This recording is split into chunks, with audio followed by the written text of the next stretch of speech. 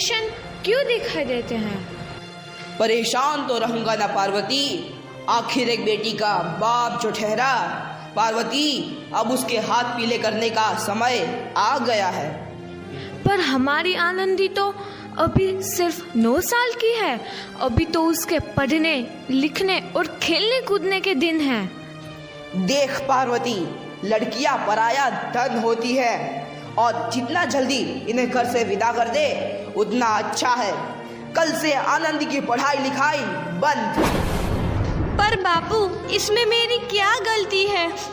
आप मुझे पढ़ाई करने क्यों नहीं देते? तेरी गलती है कि तू एक लड़की है। लड़का होती तो क्या बापू? लड़का होती तो क्या? ए लड़की, ज्यादा जबान ना चला, नहीं तो जबान हलक से खींचकर बाहर निकाल दूंगा। बापू, मैं पढ़ लिख कर कुछ बनना चाहती हूँ। मेरी पढ़ाई ना रोको बापू। आनंदी, तुझे पढ़ना है तो पढ़, लेकिन सारी उम्र बाप की छाती पर यूं बोझ बनकर ना बैठ। पर बापू, अभी तो मेरी उम्र पढ़ाई लिखाई की है। मुझे पढ़ लिख कर डॉक्टर बनना है। पढ़ाई पढ़ाई पढ़ाई, आज तो तेरी इन किताबों का काम तमाम करके ही छोड़ूंगा। ये ले। नहीं बापू, मत फाड़ो बापू। हट छोरी। नहीं बापू, नहीं। बापू, ये तुमने क्या किया? तुमने मेरी इन किताबों को ही नहीं फाड़ा बापू, मेरी किस्मत फाड़ दी, मेरी किस्मत। ये कॉपी किताबें ना सिर्फ छोरों के हाथ में अच्छी लगती है, लड़कियों के हाथ में तो सिर्फ मेहंदी अच्छी लगती है, मेहंदी। पर बापू, मैं लड़की हूँ तो क्या हुआ? लड़का और लड़की तो हमारी दोनों आंखों के समान होते हैं। चुप कर आनंदी, और यह एहसान मान कि अब तक जिंदा है तू। कहीं बचपन में गला दबा कर मार दिया होता तो यह तेरी बकबक नहीं सुननी पड़ती आज। पर बापू, मुझे चूल्हा जलाना अच्छा ना लगे है। देख छोरी, जितना जल्दी हो तू चूल्हा जलाना सीख ले, उतना ही अच्छा है तेरे लिए। और हाँ, तेरा ब्याह तो होगा, वो भी कल के कल। अबला जीवन है तुम्हारी यही कहानी। आंचल में है दूध और आंखों में है पानी। मुझे माफ कर दे बेटी, तेरे बापू के जिद के आगे मेरी एक न चलेगी। माफ कर दे बेटी, मुझे माफ कर दे। इस प्रकार मात्र 9 वर्ष की छोटी उम्र में आनंदी का विवाह गोपाल राव जोशी से हो गया। बाल विवाह एक सामाजिक कुरीति है और इस कुप्रथा का शिकार होना पड़ा आनंदी को। 5 वर्ष बाद आनंदी 14 साल की हो गई है। उसके घर एक शिशु ने जन्म लिया है। देखते हैं आगे क्या हुआ। देखिए ना, इसे क्या हो गया है? इसका माथा तो अंगार की तरह तप रहा है। इसे तो बहुत तेज बुखार है। आप भी ना कुछ भी बोलते हैं। दीजिए मुझे। माधव, जल्दी से वैद्य जी को बुला के लाओ।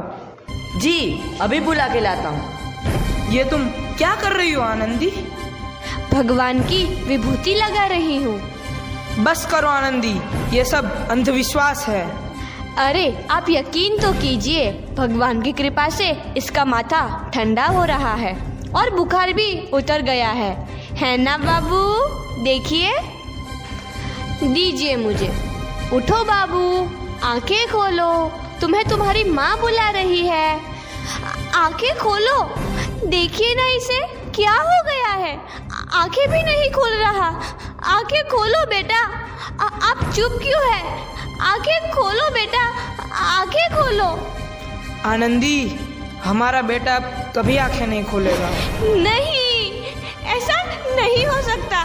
मेरे बेटे को मुझसे कोई नहीं छीन सकता, कोई नहीं छीन सकता। पागल मत बनो आनंदी।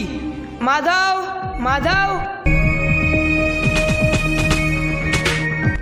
आनंदी, बंद करो ये पागलपन। भगवान ने मेरा बच्चा छीन लिया।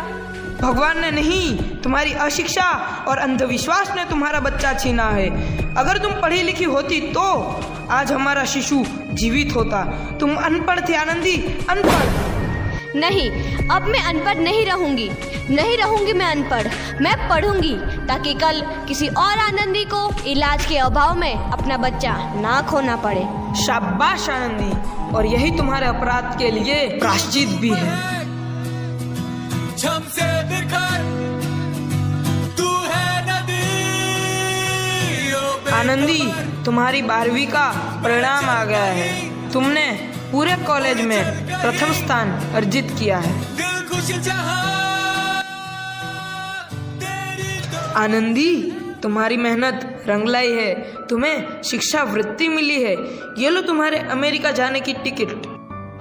मुझे शिक्षा वृत्ति मिल गई, मैं अमेरिका जा रही हूँ। पर ये सब मैं अकेले कैसे कर पाऊंगी? आनंदी, अपने आप को इतना कमजोर क्यों समझ रही हो? फिर इतना पढ़ने लिखने का क्या फायदा? तुम अभी गवार की गवार नहीं हूँ मैं अब गवार।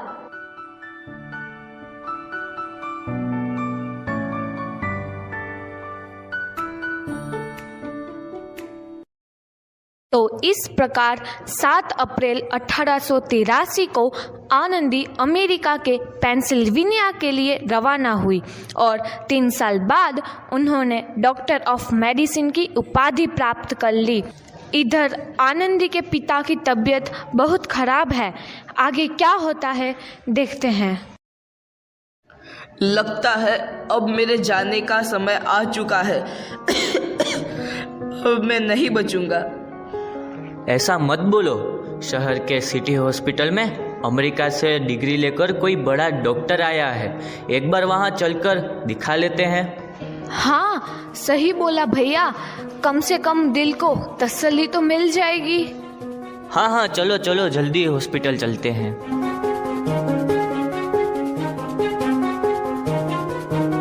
इस मरीज की हालत तो बहुत ही खराब है। कोई चमत्कार है इसे बचा सकता है। ऐसा मत बोलो भाई। डॉक्टर साहब कब तक आ जाएंगे? लो आ गई डॉक्टर मैडम। डॉक्टर मैडम जल्दी देखिए, मरीज की हालत बहुत ही खराब है।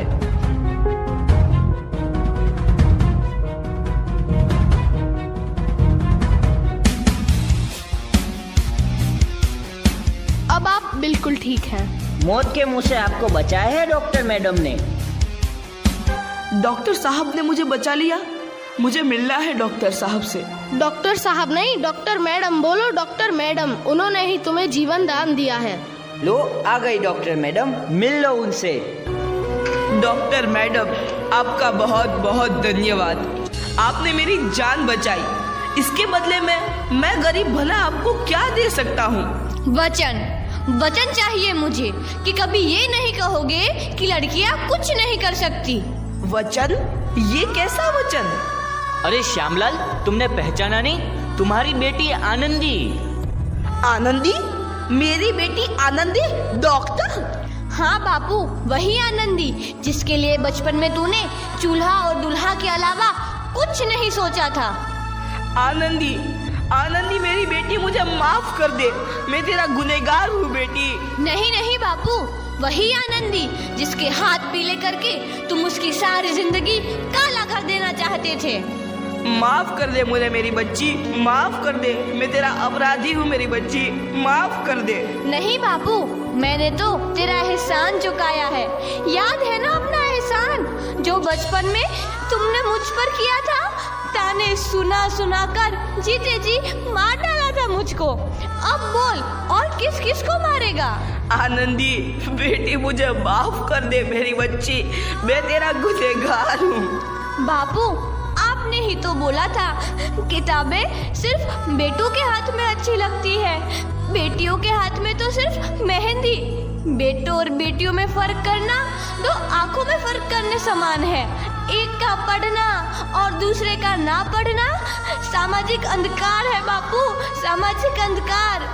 उपकार मांगता हूँ मैं तुझ जैसी बेटी का, जिसने सारी उम्र मुझसे कुछ ना मांगा तो सिर्फ बराबरी का दर्जा। वरना सच तो यह है कि मैं तेरी माफी के लायक भी ना हूँ।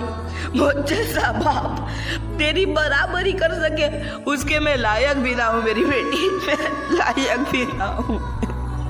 अपने बापू को क्या माफ नहीं करोगी आनंदी? माफ कर दो आनंदी, माफ कर दो। सुबह का भूला यदि शाम को घर लौट आए तो उसे भूला नहीं कहते। बापू। तो इस प्रकार आनंदीबाई जोशी ने अपनी मेहनत और अटूट इरादे से न केवल भारत की पहली महिला डॉक्टर बनी, बल्कि आगे चल के उन लड़कियों के लिए सुनहरा रास्ता दिखा गई जो जीवन में कुछ करना चाहती थीं।